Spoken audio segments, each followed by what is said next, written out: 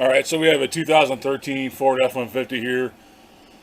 The blower motor or for the AC and the heat is not coming on or not working. Actually, he took this to a dealer and they wanted like $700 or $800 to change out the blower motor, the resistor, and the connector. Uh, which, you know, dealer, that's probably about normal for them. I haven't looked at it yet. My guess is, he said it comes and goes, so my guess is it's probably maybe the connector or the motor itself going out. I would think if the resistor was going out, it would work on high, and it does not. It doesn't work at all. But we went ahead and ordered the resistor anyway, and I'm going to get in there. I'm going to get in there and take a look and see if we can figure out what's going on with it. These are pretty accessible. So anyway, I'm going to get in here on the passenger side. If you don't know, the blower motor's on the passenger side on the F-150s, of course. And we'll get in there and start taking things apart and take a look at what's going on and get it fixed. All right, so in 2013, I'm not sure if they're all like this. You had this little cover here, and it's got a couple clips on it. This one was actually missing one, but there's two on the under the glove box here. And I just got a regular cat claw and got underneath there and pulled it out. So you pull that out. If you look right here, here is the connector for your resistor. And right now I got the blower on, but it's not running. But if I just go like this, well, I just had it right there. I don't know if the camera's picking it up, but the blower's on. And if you wiggle this, see, it's went off now. Now it's on. Wiggle it, it's off. So I think what we're going to do is just change the resistor and this, do that. Hopefully the camera's picking that up. The blower is coming on and off just by touching this. So what we're going to do is, I believe, I'm going to talk to him, the guy that owns it, and finds out if he wants me to change the blower motor, but I think that'd be a waste. The blower motor is actually back there with that yellow wires coming from it. Not too hard to get to. And I don't know if you can tell from the camera here, if you look at this, these two pins right here are pretty brown and burnt looking inside the connector here. And you can just buy this connector and here and solder in a new one, which I did. I got one from Ford, and I got a resistor from Ford, which is right up there. I think there's 2 bolts to hold it in, that's it, and it comes right out. So I think what we're going to do is just do that and save this guy some money. This connector and the resistor, we both got at Ford. And I believe it was around 100 and something. I'll have to check. It was around 100 and something. So anyway, we will, I'm going to ask him if he wants me to change the blower motor or not. My guess is he's not going to want it done. Really no point in changing it if there's nothing wrong with it. And we'll go about cutting this connector off and installing the new one. I already got a new resistor here. There's actually 2 resistors for these F-150s. You either have manual HVAC or automatic HVAC. This truck has automatic HVAC. So this resistor is about twice the price of the manual HVAC system. And the only way to know for sure is either take it off and take it with you to either Ford or wherever you go to get it, or to use your VIN. My son works at a Ford dealership, so I just gave him the VIN, and he was able to get the right one. But if you have your VIN, or if you just want to take this off when you go, because there's 2 different ones. I think the other one's black, this one's white. So anyway, that's that. So I'm going to talk to him, and then we'll probably end up cutting this off and soldering in a new one, and then getting the resistor. I'm going to pull the resistor down now. Looks like 2 8mm bolts up there. There's one on this side, one on that side. So we'll pull that out.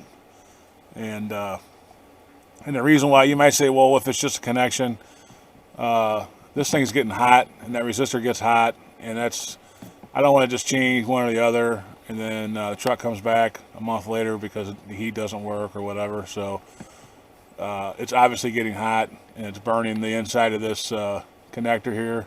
It's discolored. So it's best just to change them out both and be done with it. That way you're not getting any comebacks, and you know, you're fixing the heat problem. For, I think it's pretty common on these F150s for these to get hot and to burn this connector. So when you do it, just change them both out and be done with it for a long time. So anyway, I'm going to get the connector and get this resistor out, and then we'll pick it up. All right, so you just reach up there. You got two 8mm screws on either end of this resistor. Now, if you look into this resistor, hopefully it's picking it up. This middle terminal here, the second terminal, is burnt real bad in there. I don't know if it's picking it up. Try to look through the viewfinder here, and no, there it is. I don't know if you can tell on there, but this second connector in here, the second pin, is really melted and burnt. So, and that was the same one on the inside of this splice is burnt looking on it. So that's why we're going to change this and then be done with it. So once you get that off, what we're going to do now is cut this connector off. We're going to cut this connector off right here, and what we're going to do is stagger it out. So what I'll probably do, since these wires, here's the new, got this from Ford, and the new wire is not color coded, they're all black. So what I'm going to do is verify which way it goes in.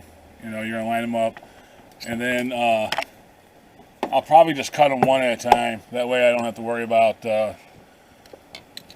screwing up, messing up. Which, I mean, you could, obviously they'll probably stay pretty close to where they are if you cut them. But just to be safe and to make my day as short as possible here, I probably just cut one at a time, and we'll solder in one wire at a time. And Ford says cut it back about 3 inches from the connector, and then what you do is you cut them and stagger them so that they're about 1 inch apart. And you can see on here the new one has plenty of wire. So if you have extra wire, you just fold it up and put it up there. So anyway, I'm going to go ahead and cut one and solder, and then we'll go to the next one and cut. And we got 4 wires to solder. I'm using the Milwaukee cordless soldering gun. So I don't know if I'll show that necessarily. I may just show the end product. But anyway, you want to solder. You don't want to just use a butt connector or something like that. Like I said, you don't want this coming back. Solder's the only way to go with something like this, unless you had the factory Ford crimp tool, which even then I would still rather solder it. So anyway, I'm going to do it one at a time, and the kit comes with heat shrink. So you'll cut the wire and put some heat shrink on it up pretty far away from where you're going to be soldering so it doesn't melt. And then once you get it soldered and connected, you'll just slide this down over your soldering joint, use a heat gun and heat it up, and that will seal it up. I'm not going to really, with where this is at, if you don't know how to solder, then maybe find someone that knows how. I'm not going to really show you how to do that today. My main concern is showing you what's going on with these resistors on these F1. This is a pretty common problem on these F150s, is the connector and this resistor burning. So I just want to go over that mainly. I'm not going to go over the soldering part of it too much, other than if you don't know how to solder, then either watch a video on that and learn how to do that, or find someone that does, because I would hate to see someone put this in with butt connectors and end up having problems down the road. So anyway, I'm going to get that going, and we'll go from there on it. Alright, so I got the new connector soldered in, and I put heat shrink on the connections, and I taped them all together. So you'll stuff this up out of the way. This is the new connector here. Like I said before, they're all black wires. You can see the factory one is different colored, so you got either start at one end and work your way over, or you know which way the wires go before you cut them. I just did them one at a time, that way there's no issues with it. So here's the new, this is the old This is what the old resistor looks like. And like I said before, I showed you the burnt. Here's the new one right here. So we're going to just set that up in there and put those two 8mm bolts in, and then we'll plug this harness in and make sure it works, but it should be good to go. So I'm going to go ahead and set this up right now, put it in there, tighten those two 8s in, and then we'll test it out. Alright, so here's a blower motor right here. Got the resistor back in, just put those two 8mm bolts back in and plug the connector in. And now all I'm going to do is just cycle the blower switch and make sure it slows down like it's supposed to. Right now it's on full high. Hopefully you can hear that. Now we're slowing it down.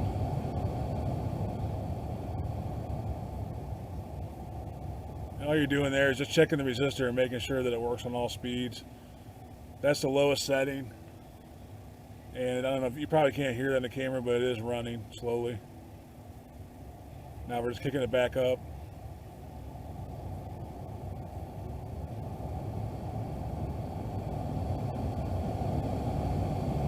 And that's the highest setting there.